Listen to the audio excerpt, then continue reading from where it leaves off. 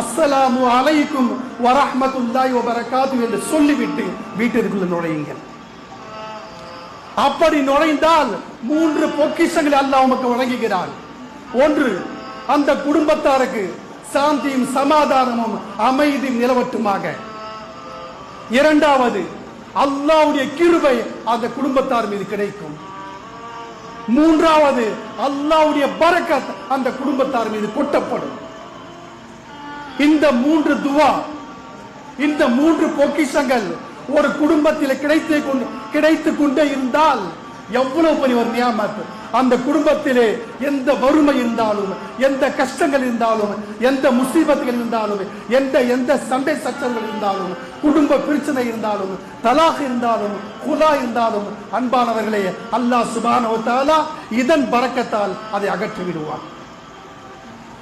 நாம் செய்றோமா? வீட்டுக்குள்ள நுழையும் போது அஸ்ஸலாமு அலைக்கும் வரஹ்மத்துல்லாஹி வபரகாத்துஹு என்று சொல்லிவிட்டு வீட்டிலே நுழைகிறோமா என்று சிந்தித்து பாருங்கள். அப்படி நீங்க சொல்லி நுழைந்தால் அல்லாஹ்வுடைய ரஹ்மத், அல்லாஹ்வுடைய பரக்கத், அல்லாஹ்வுடைய கருணை உங்கள் குடும்பத்தார் மீது கொட்டப்படுகிறது.